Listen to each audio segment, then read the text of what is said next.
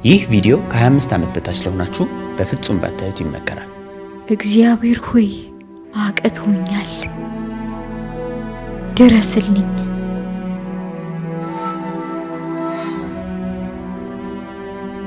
የትኛውም ሐዘን ቢመጣ እስካሁን የሰበረኝን ያህል ይሰብረኝ። በህይወታችን ብዙ መልስ ያጣንላቸው ጥያቄዎች አሉ። በጣም ከምልህ በላይ መታመን ማለት ምን ማለት እንደሆነ ኮምፕሊትሊ ያጠፋብኝ ከውስጥ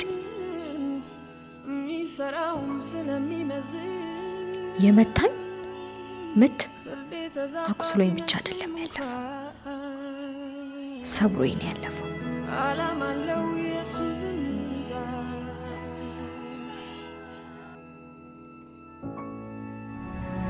የሬሳ ክፍል ውስጥ ሁለት የማይታመን ነገር ተፈጠረ።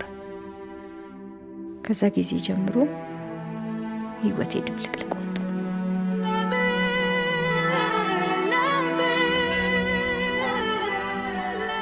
የተወደዳችሁ የብርሃን ቲዩብ ቤተሰቦቻችን እንግዲህ ሰብስክራይብ እያደረጋችሁ ፕሮግራማችንን እንጀምራለን። አብራችሁን ቆዩ። እንኳን ደህና መጣሽ። አመሰግናለሁ። እስቲ ወደ ዋናው ጉዳያችን ከመግባታችን በፊት ስለ ቤተሰቦችሽ አጫውቺ። እኔ አሁን በዚህ ጉዳይ ላይ ሳወራ ስለ አባቴ ባወራ ይቀለኛል። ረጅሙን ዓመት እሱ ስለሆነ በክርስትና እምነት አባቴ የእምነት ሰው ነው። ህይወቱ አልጋ ባልጋ አይደለም። አሁን በአባቴ ላይፍ ውስጥ ገብቶት ሳይሆን ክርስቶስ ራሱ ገብቶበት እየኖረ ያለ ነው። በዚህ ሁሉ ዘመን ውስጥ እኔ አባቴ ህይወቱ በጣም ቻሌንጅ ነው። ስቲል ነው። 4 ልጆች አሉት። ከአራቱ ኖርማል እኔ ነኝ። የመጀመሪያ ልጁ አኖርማል ነው። የአእምሮ ኬዝ አለበት። የሱ የመጀመሪያ ልጁ። ሁለተኛው ሱሰኛ ነው። ሶስተኛዋ እኔ ነኝ። የኛ ታናሽ ደግሞ የዛሬ ዓመት ነው ህይወቱ ያለፈው። እና ለአባቴ ይሄ ማለት በጣም ከባድ ክፍሉ ነው። እንደማወራልክ አይደለም። በጣም አንዱ ዓመት ሲያልፍ አንዱ ዓመት ሲያልፍ አንዱ ዓመት የተሻለ ሳይሆን የባሰ የያዝከውን የሚያስለቅቅ አለኝ የምትለውን የሚያስክድ ከባድ ቻሌንጆችን ነው ስቲል እያሳለፈ ያለው። እኛ እናታችን ስትሞት ልጆች ነን። ወንዶች ናቸው ቤት ውስጥ ያሉት። ብቸኛ ሴት እኔ ነኝ። ብዙ ኃላፊነት አለብኝ እሷ ከሞተች በኋላ። እና ትንሹ በጣም ትንሽ ነው። 10 ዓመት በቅጡ አልሞላም እሷ ስታልፍ።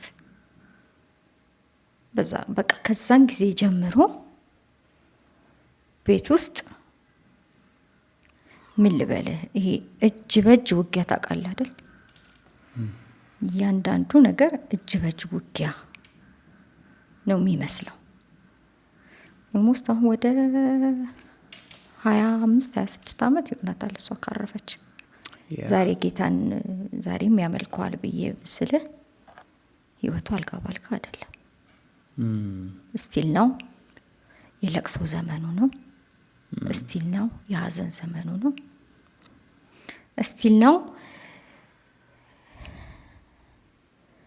አንዳንድ ጊዜ ውስጥ ሲደሰት ምስጋና ፈንቅሎ ይወጣል አይደል? በቃ ውስጥ አሁን ቅድም እንዳልነው አንዳንድ ጩኸቶች ከጉሮሮ ይጀምራሉ። አንዳንድ ጩኸቶች ህመማቸው ሲበዛ ከውስጥ ነው። ብዙ ድምጽ ነው ቀላቅለው የሚያወጡት።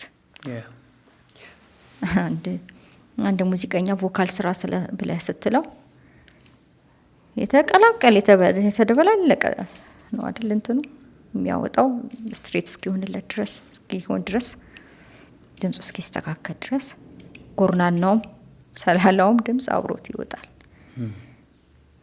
አንዳንድ ከባድ ህመሞች ከውስጥ ሲፈነቅሉ ከባድ ነው። የአባቴ ህይወት እንዲህ እንደምልህ አይደለም። አንድ ነገር ሆነክ በቦታው ላይ ስትሆንና ስታወሩ አንድ አይደለም። ፌክ ነው እንዴ ሁሉ እል ነበር።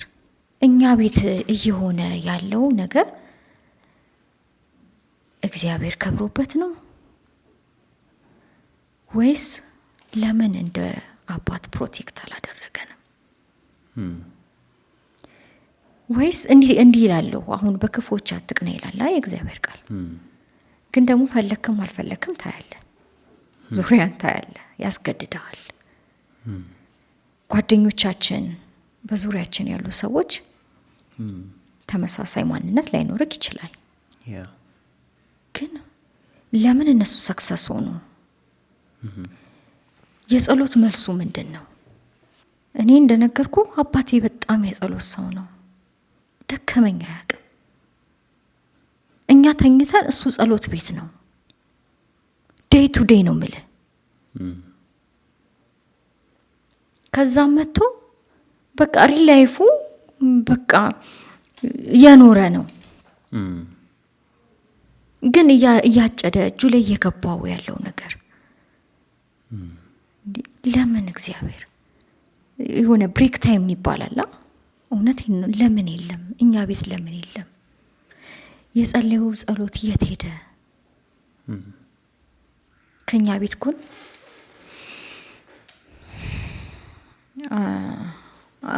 አሁን በህይወት የሉም። ጎረቤት ነበሩ እና እንዲህ በጎረቤት ስንሰማ አሻክረን ስንሰማ ድቤ ይቀጠቀጣል ምናምን መንፈስ አሰራር አለ። እና የሆነ ጊዜ ላይ የድንበር ግጭት ነበረባቸው ከአባቴ ጋር እና ታያለክ አንተ አትስቅም የሚል ወርድ አወጣች ማለት ነው በሰዓቱ። እኛ በጣም ልጆች ነን። አትስቅም፣ በማንም ልጆችህ አትስቅም። እኔ የማመልከው አምላኬ ዘመኔን ሁሉ ነው የሚያስቀኝ። አንዳንዴ ቃል በቃል መልስ ይሰብራል፣ ጥሩ ነው። እና ያ ቃል ህይወት ዘርቶ እንዳይስቅ አደረገው። የእሷ ቃል ፓወር አለው፣ የእሱ ቃል ፓወር የለውም። በቃ ሳትፈልግ ሳትወድ በግድህ ነገሮችን እንድታሰላስል እንድታጠነጠን ያደርጋል። እና ለምንድን ነው በጣረው ጥረት ልክ አንድ ወዳጅ አለው አሁን በህይወት የለም አባቴ። ልክ እንደሱ አብሮ በጣም በጸሎት የሚተጉ ናቸው። ተያይዘው ጸሎት ቤት ናቸው፣ ተያይዘው ቸርች ነው። ቤታቸው ሁሌ ክፍት ነው ቸርች ለምትፈልገው አገልግሎት። ግን ተመሳሳይ የሆነ ቻሌንጅ ነው ያላቸው። እና ለምን እግዚአብሔር ፕሮቴክት አያደርግም? ለምን አልጠበቀም? አንተ ምን በል ነው የሚለው የእግዚአብሔር ቃል። እኔ እህል ውሃን እባርካለሁ አይደለም የሚለው። የነሱ በእግዚአብሔር ፊት መገኘት ለምን ልጆቻቸውን አሳልፎ ሰጣቸው? ለምን እንዲሰለጥንባቸው ሆነ? እንደነገርኩ አሁን ትልቁ ወንድሜ ልክ እንደኛው በእግዚአብሔር ቤት ነው ያደገው። ያገለግል ነበር። በጣም ጂኒስ ተማሪ ነበር። ሁለተኛ ለምን ወጣለሁ ብሎ በጣም የሚበሳጭ፣ ሁለተኛውም ተመሳሳይ ጎበዝ ተማሪ። ምንድነው የሆነ ያለው? ምንድነው ያልገባን? በመልልሳችን ውስጥ ያልተረዳነው ነገር ምንድነው? ነው ወይስ ውሸት ነው? ይህንን እንድል ብዙ ጊዜ እንትን ብሎኛል፣ ተገድቻለሁ። ለወንድሜ 2-3 ጊዜ ሆስፒታል አስገብተነዋል እዚህ አዲስ አበባ 2። መጨረሻ ላይ እንደውም በቃ ደህና ነው፣ ከዚህ በኋላ እቺን መድኃኒት ዴይ ቱ ዴይ ተከታተሉለት ተብሎ በነፃ ይወጣ ነው። 1 ወር ሳይቆይ ነው እንደገና አፕዴት የሚያደርግበት። ቸርች ብትል ናዝሬት ጨርሼ አዲስ አበባ መጥቼ ደብረ ዘይት እሱን ይዤ ያልኩበት ቸርች የለም። እውነት በኋላ ላይ እሱን ይዞ መሄድ ሲደክመኝ ፎቶውን ሁሉ እያያዝኩ እንደነገርኩ እጣ ሊደርስ ሲፈለግ ፊት ለፊት መውጣት አይጠበቅብህም። የሚያይክ እግዚአብሔር ስለሆነ አንተ የትም ውስጥ ግባ፣ ምንም ውስጥ ግባ፣ በአገልጋዩ አንደበት ላይ ሆኖ የሚናገረው እግዚአብሔር ነው። እግዚአብሔር ያላየህን ሰው ቢያይ ትርጉም የለውም። እና ምንም መልስም አላገኘው። ምንም መልስም አላገኘው። ለምንድን ነው እንዴ? እኔ እኮ እንደፈለገ ሰይጣን ይጨፍር፣ ግን እኮ ተከልየዋለሁ። እኔ እኮ ተደብቅ ያለው በሱ የመጣው ድንጋይ ሁሉ ጥበቃ እንደሌለው የእግዚአብሔር ቃል ሲናገር ወላጅ እንደሌለው ልጆች አልተዋችሁም አይደል?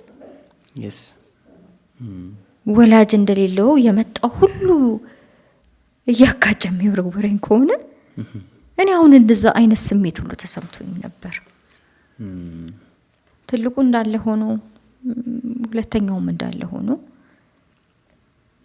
አሁን ይሄ በህይወት የለም ያልኩ ወንድሜ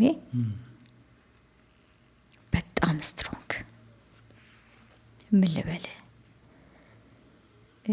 አሁን ጌ ይላል። እኔ አንዳንዴ ለእግዚአብሔር ጠበቃ ይሁን ሁሉ ይመስለኛል ይላል። እሱ ገና ራሱ ሲረገዝ ኪዳን የተገባለት ልጅ ነው። ኪዳን የተገባለት ልጅ ነው። እንዳትወልጂ ተብላ የተወለደ ነው። ምጧ ሲመጣ ሆስፒታል ሆኖ እናቴ ምጧ ሲመጣ አባቴ ጋር መጣው። እናትየዋ እንድናተርፍ ልጁ መሞት አለበት፣ እኔ እሷን አትርፉ አለ አባቴ። እና ተጎትቶ ነው የወጣው። ህይወት የለውም ሲወጣ፣ ሬሳ ክፍል ውስጥ ነው የገባው። እሷን አክመው ህይወት ከዘራች በኋላ ከተረጋጋች በኋላ ሌላ ሬሳ ሊያስገቡ ሲገቡ እያለቀሰ ነው። ዋው! እና በጣም በኪዳን ያደገ ጌታን በጣም የሚወድ ቅን ከምል በላይ ደግ የዋ ስጋዬ ስለሆነ ብቻ ሳይሆን ፐርሰናሊ በጣም የዋ ነው። በጣም ደግ ነው። እሱ እንዲረዳክ ሀሳብህን ብቻ መንገር ነው የሚጠበቅብህ። እንዲህ ቢሆን ብለህ ስትለው ላንተ መፍትሄ ለማምጣት በጣም ይጋደላል። እና ኪዳን ተገብቶለት እያገለገለ ያደገ ልጅ ነው። በጣም ጌታን የሚወድ እውነት በጣም ከምልህ በላይ ለእግዚአብሔር ያለው ፍቅር አንድም በጣም ልቤ የተሰበረው የስከዛሬው እንዳለ ሆኖ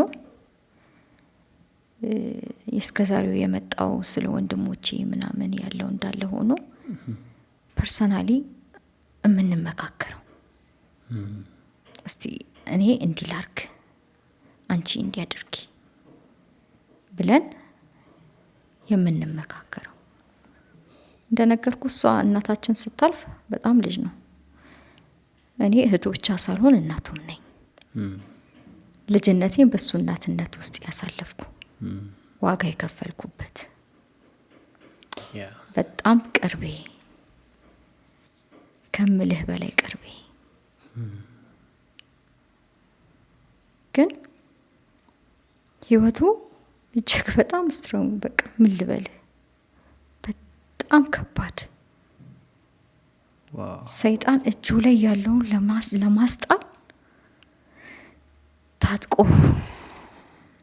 የተነሳበት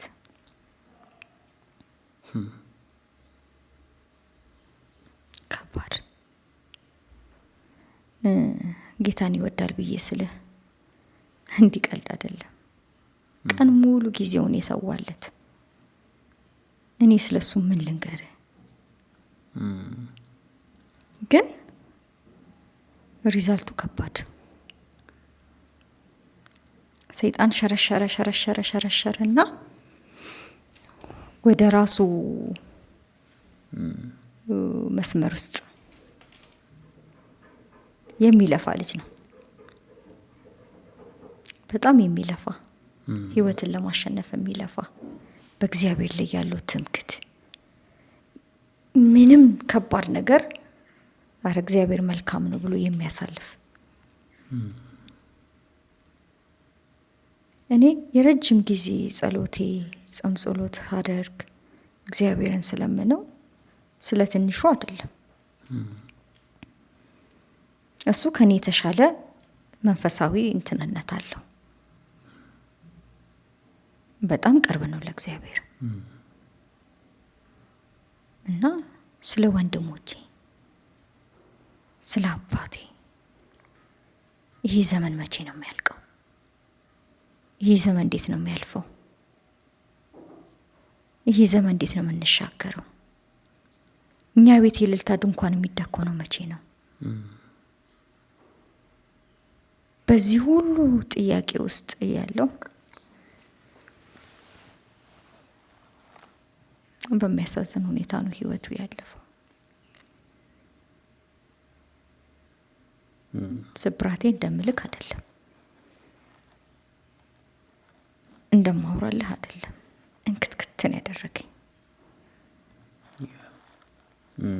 ቅድም እንደነገርኩ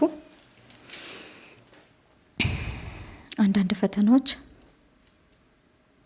ይገፋዋል አይደል? እኔ ከጨዋታ ውጪ ነው ያወጣኝ። ለምን? የቤታችንን መዳን የቤታችንን መትረፍ ቤታችን ውስጥ ያለው ነገር ሰርቫይቭ የሚያደርገው በሱ ነው ብለን ኤክስፔክት ስለምናደርግ ምን ተስፋ እናደርግ? ምን እንያዝ? ምን እንጨብጥ?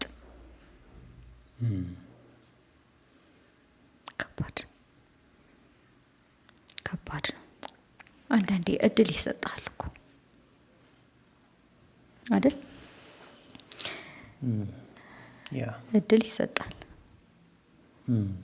ውጤት እንድታሻሽል እድል ይሰጣል። እንትን ውጤት የተበላሸ ሲሆን ለብቻ እንድታስተካከል እድል ይሰጣል።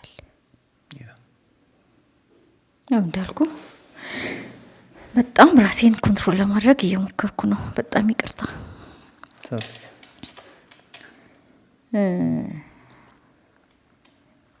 ልጅነቱ ከባድ ነው። ልጅነቱ ከባድ ነው። ግን ሰውን ማስከፋት በፍጹም አይፈልግ። እንደ እድሜው ሳይሆን በአስተሳሰቡ በጣም የሚበልጥ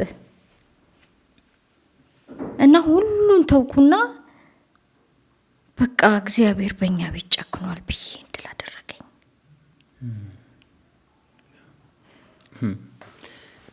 ከእይታ ውጪ ነን። በቃ አንታይም። በቃ በካሜራ እይታ ውስጥ አልገባንም።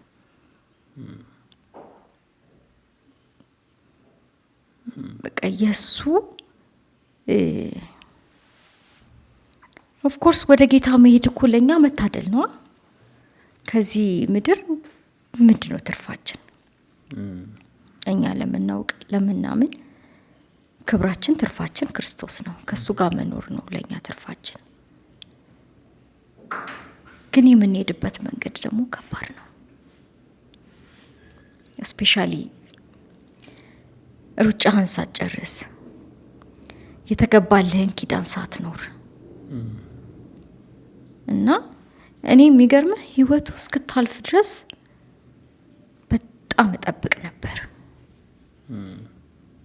በቃ አስባለሁ፣ የነበረውን ኪዳን አስባለሁ፣ እግዚአብሔር ይገባለትን ኪዳን አስባለሁ። አርቄ ነው እሱን ማየው። ኮምፕሊትሊ ነው የቀየረው። ቤታችንን ዳሜጅ ነው ያደረገው።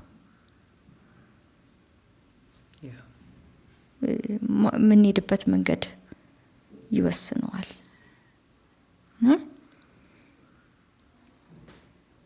ምድር ላይ ህይወትህ አጓጉል ከሆነ እኔ እንዲህ ይለኛል። የሚገርም ነገር በጣም የሚገርምኝ ቃል ይለኛል። ምህረት ለወደደም ለሮጠም አይደለም። ይሄ ቃል ይገርመኛል ይለኛል። ምህረት ለወደደም ለሮጠም ለወደደም አይደለም፣ ከሚምር ከእግዚአብሔር ዘንድ ነው። ህይወት ቻሌንጅ ሆኖበት ነው በራሱ ላይ እንደዛ አይነት ውሳኔ እንዲወስን የተገደደው። እግዚአብሔር ከኔ ምንድነው የሚፈልገው? በየት ልገኝለት? እንዴት በሆንለት ነው? የሚገርም ነገር ይሞክራል፣ በጣም ይጥራል። የእግዚአብሔርን ሐሳብ ለማስፈጸም በጣም ይሞክራል እና ራሱን ትልልቅ የእምነት አባቶች ጋር ሄዶ ራሱን ያብራራላቸዋል። ልክ ያልሆንኩት የቱ ጋር ነው? እስኪ ምከሩኝ፣ ገስጹኝ፣ መለሱኝ። ልክ ያልሆንኩት ምኑ ጋር ነው? እኔ አላውቅም። በእርግጥ ከጌታ ጋር መጨረሻ ላይ ያላቸውን የመጨረሻ እንትኑ ምን እንደሆነ አላውቅም። ምናልባት እግዚአብሔር እድል ሰጥቶት ሊሆን ይችላል። ግን እንደለፋለት ሳይሆን እንደናፈቀው ሳይሆን እንደ ከንቱ አእምሮ እንደሌለው ሰው፣ ጌታን እንደማያውቅ ሰው፣ እንደማይወደው ሰው፣ እንዳልተከተለው ሰው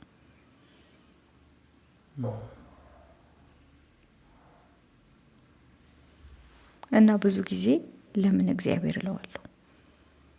ከዛ ጊዜ ጀምሮ ህይወቴ ድብልቅልቅ ወጣ። ምንድነው ሀፕን ያደረገው? ምንድነው የተፈጠረው? ድንገተኛ ነው? ድንገተኛ ነው ብለህ የምትለው ቅስፈታዊ የሆነ ነገር ሲገጥመ ነው። ቅስፈታዊ ማለት ሳታስበው በራስህ ላይ የሚሆን ነገር ሲሆን ፕሮቴክት አታደርገውም ራስህ፣ ድንገተኛ ስለሆነ እንዳልኩ ነው። እንዴ እኔ እኮ እግዚአብሔር ለእግዚአብሔር እኮ ራሴ ማብራራት አይጠበቅብኝም። ቅድም እንዳልኩ እኔ ራሴን ከማውቀው በላይ እሱ እኔን ያውቀኛል። እንደገና ደግሞ ኪዳን ያለው ልጅ ነው ብያለሁ። የሱ የተሰጠው ማገልገል ነው። ግን ማገልገል እንዳይችል ነው የሆነው። ይሞክራል በተሻለው መጠን። በዚህ በኩል ነው እግዚአብሔር የሚፈልገኝ ይላል። ባይብል ስተዲ ለማስተማር ይጥራል። ወጣቶችን ስለ ክርስትና ጥልቅ እውቀት እንዲኖራቸው ሰብስቦ እንትን ያስተምራቸዋል። መንፈሳዊ መጽሐፍቶችን ወጣቶች አልባሌ ቦታ እንዳይውሉ በሚል እነሱን ለመጠበቅ ከዛ በዛ እንትን ሲያጣ ውጤት ሲያጣ ደግሞ በዚህ ሆነ እግዚአብሔር የፈለገኝ እስቲ ደግሞ በዚህ ከዛ ምናልባት ለኔ ያልተገለጠ እንደሆነ እስቲ ቤተክርስቲያን በምን እንዳገለግል ነው የምትፈልገው? እኔ ሩጫው ሁሉ ከንቱ ነው። ይሄን እንድል ያስገደደ የምመሰለ እሱ ሮጠ እንጂ እንዲሆን የፈለገበት ቦታ ላይ አይደለም የሆነው። አንዳንድ ጊዜ እንተላለፋለን አይደል? እኛ እኮ ለእግዚአብሔር አናቀለትም፣ እሱ ነው ለኛ የሚያቀለን።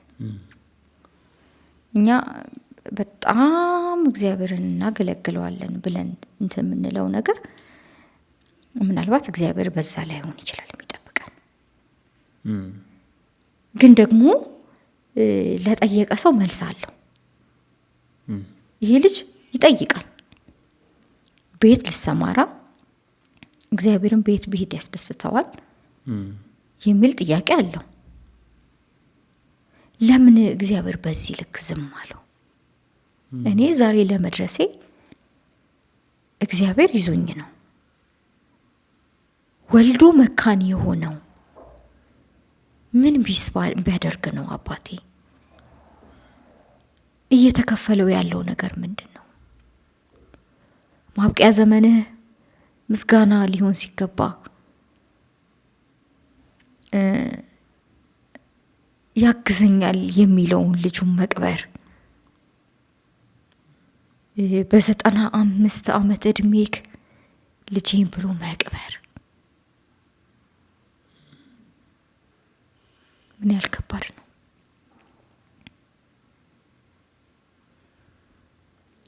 ሶሪ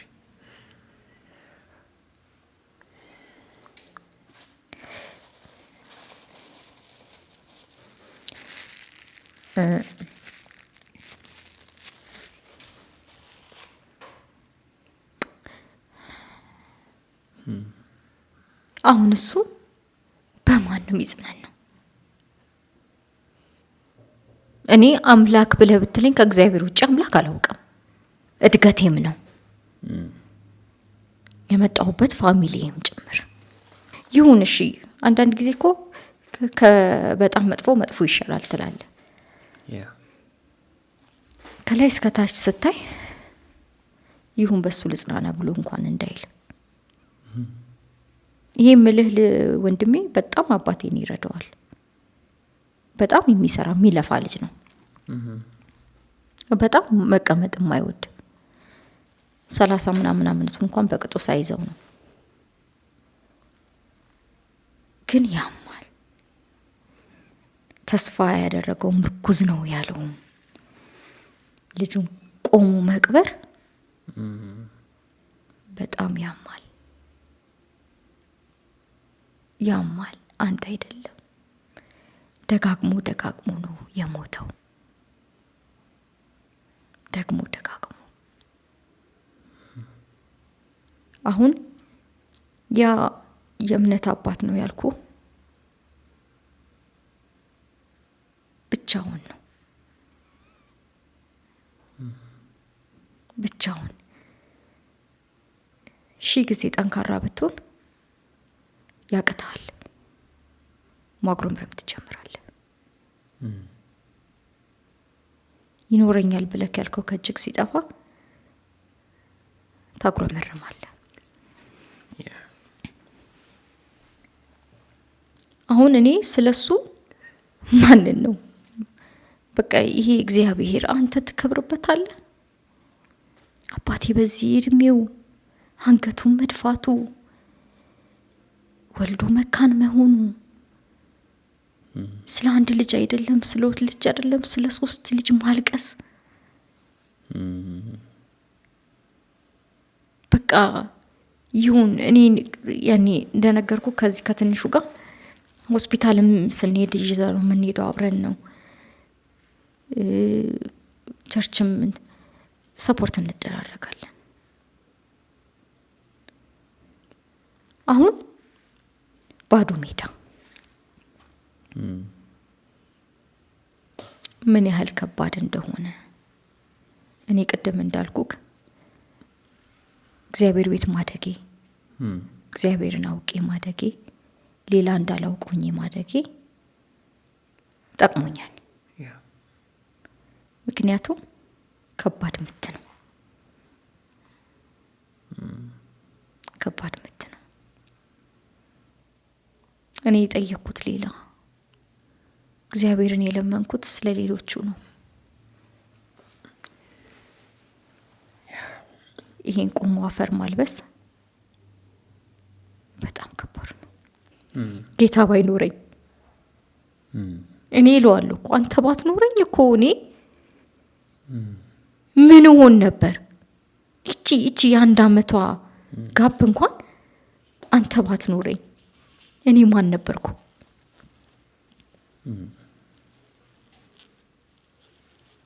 ከባድ ነው ያሳለፍነው፣ ከባድ ነው እያለፈብን ያለው ከባድ ነው። እግዚአብሔር አዋቂ ነው። አዎ እግዚአብሔር አዋቂ ነው። ግን እጠብቀዋለሁ። እኔ ባይመልስልኝ እንኳን እኔ አንድ ወንድሜን ነው አይደል የቀበርኩት። ወንድሜ ሳይሆን ዋጋ የከፈልኩለት ልጄም ጭምር ነው።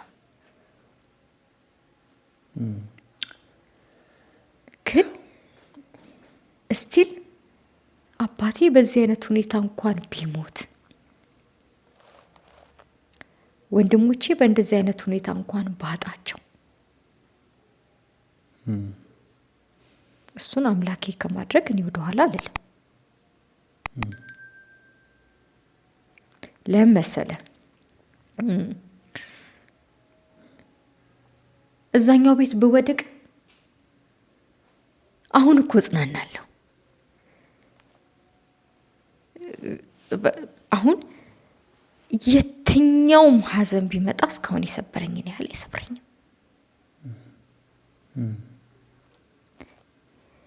የትኛውም እንቅፋት አሁን የመታኝን ያህል አይመታኝም። እኔ ያለሁት የቆምኩት ጌታ ስላለኝ ነው፣ ስላለኝ ነው። ስለዚህ ማናቸውም ላይ ምንም ነገር ሀፕን ቢያደርግ እሱ የኔ አምላክ ነው። በቃ እሱ የኔ አምላክ ነው። ቢመልስልኝ ባይመልስልኝ፣ ብደክም ብዝል፣ ፊቱ ለመገኘት እንኳን ኮምፕሊትሊ በፊቱ ለመገኘት አቅም አጥቻለሁ። ለምን? የመታኝ ምት አቁስሎኝ ብቻ አይደለም ያለፈው፣ ሰብሮኝ ነው ያለፈው። ግን እሱ አምላኬ ነው። እግዚአብሔርን ለኔ አምላክ ከማድረግ የትኛውም ነገር አያግደኝም። በቃ ትልቁ ምት ነው የመታኝ። እኔ ትልቁን ቆሰል ነው የቆሰልኩት። ታምናለህ? እኔ መሳቄ እንኳን ጌታ ስላለኝ ነው። አልኩ እኮ እኔ ስራ ቦታዬ ላይ መጥቶ አቃተኝ እኮ ብሎ ሲል ኮምፕሊትሊ ሱቄን ዘጋግቼ እግዚአብሔር ሆይ እባክህ ለኛ ቤት ድረስ። የኛ ቤት ታሪክ በሰው የሚፈታ አይደለም። ሰው ሰፖርት ቢያደርግህ ገንዘብ ነው። ሰው ሰፖርት ቢያደርግህ ሀሳብ ነው። ከዚህ የተሻለ ነገር ሰፖርት አያደርግህም። የኛ ቤት ደግሞ ሰፖርት መደረግ ያለበት ፋይናንሻል ብቻ አይደለም። የሰው እውቀት የማይችለው ውስጥ የሚገባ ሕክምና ነው የሚያስፈልገን።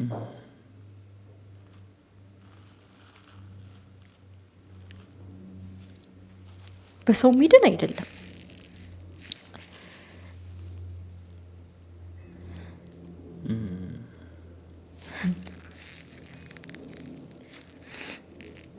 ግን አልመጣም። እውነት እኔ ሁል ጊዜ እኔ የሚገርም ነገር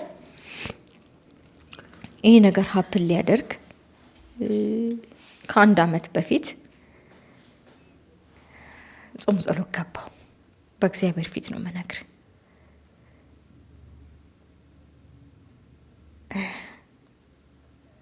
ባይዘዌ ሰው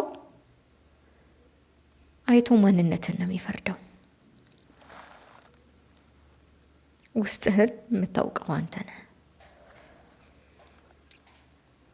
እያንዳንዳቸውን የወንድሞቼን ስም ያስኩና ጾም ጸሎት ገባው። ቤቴ ዘግቼ እግዚአብሔር ሆይ ለእያንዳንዱ አንተ መፍትሄ አለክ ብዬ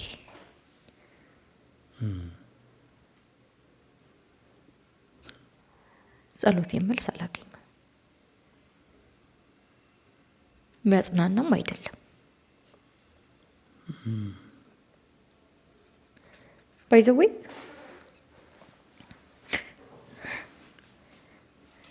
ሁሌም ጥያቄ አለኝ፣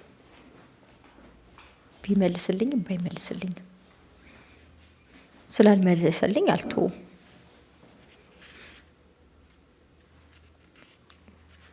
እኔ ልጆቼ ብሰጠውም ባልሰጠውም እናትነቴን አይክዱም አይደል?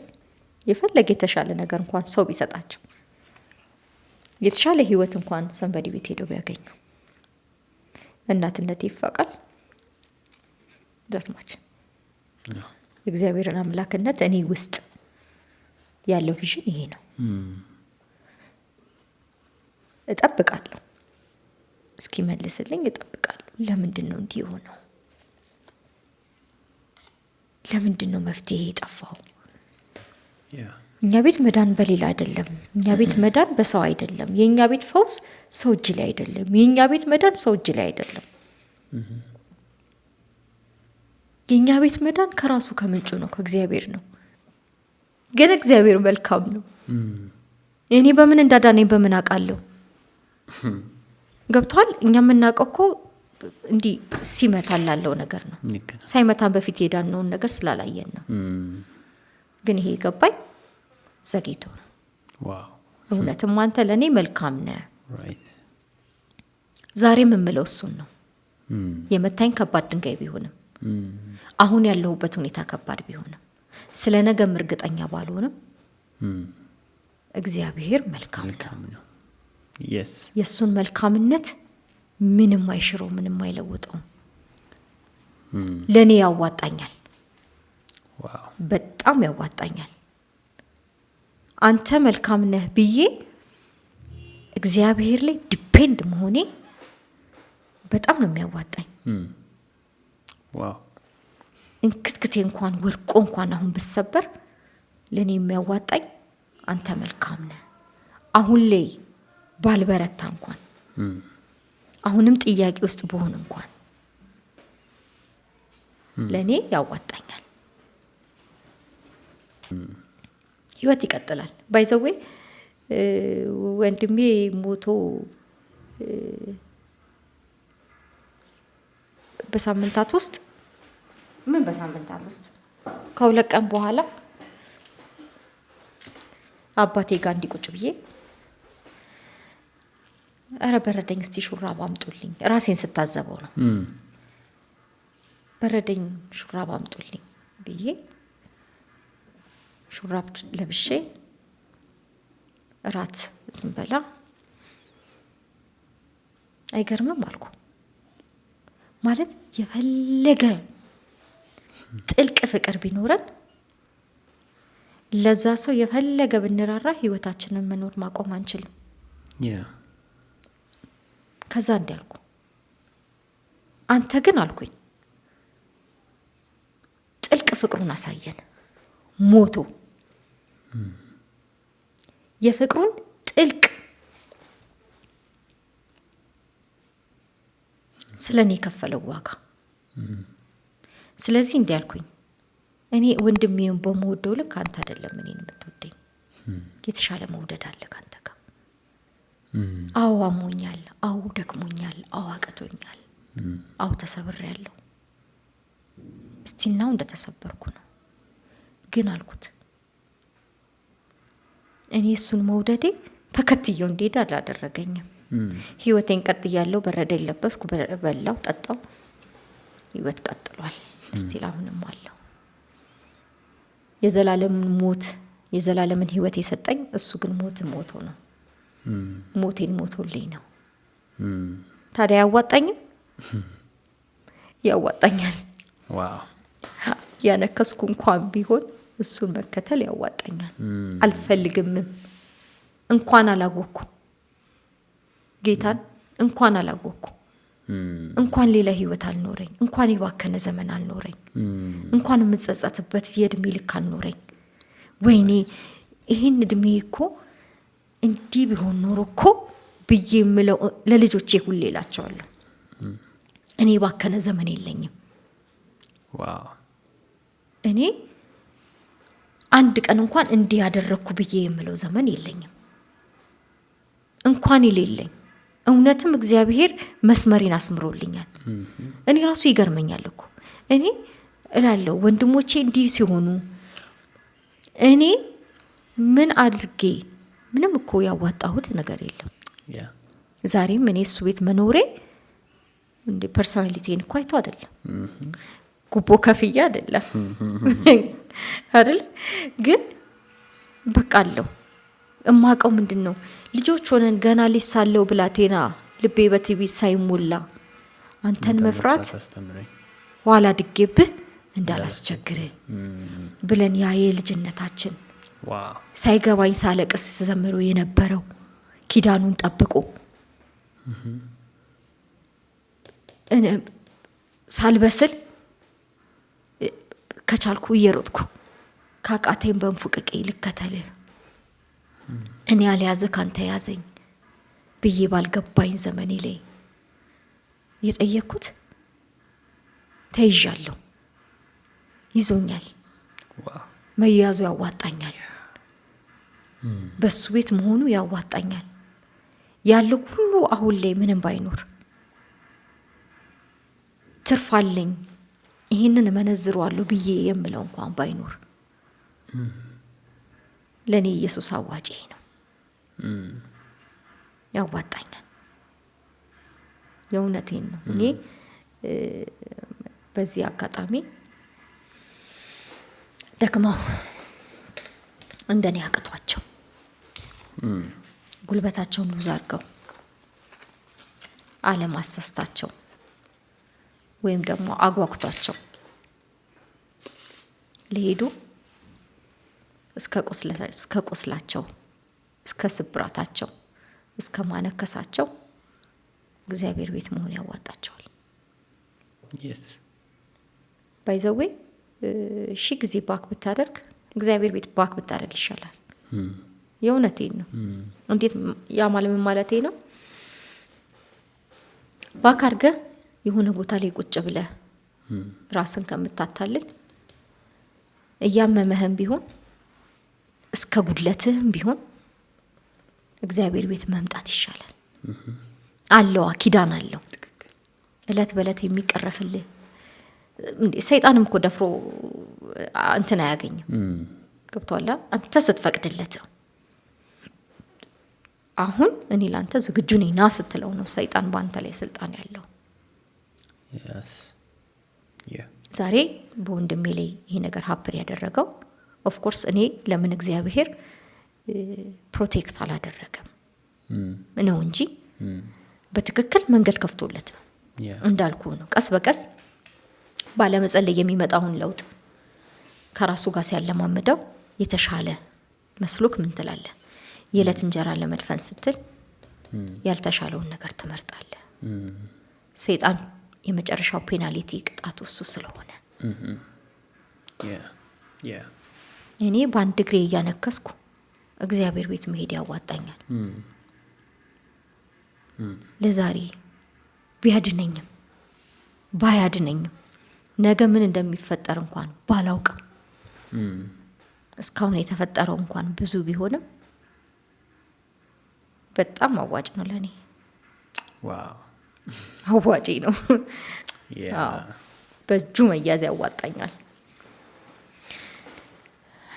እግዚአብሔር ይመስገን። አሜን። የተወደዳችሁ የብርሃን ቲቪ ቤተሰቦቻችን ፕሮግራማችን ይሄንን ይመስል ነበር። በሌላ እንግዳ በሚቀጥለው ሳምንት እስክንገናኝ ሰብስክራይብ እያደረጋችሁ ጠብቁን። መልካም ሳምንት።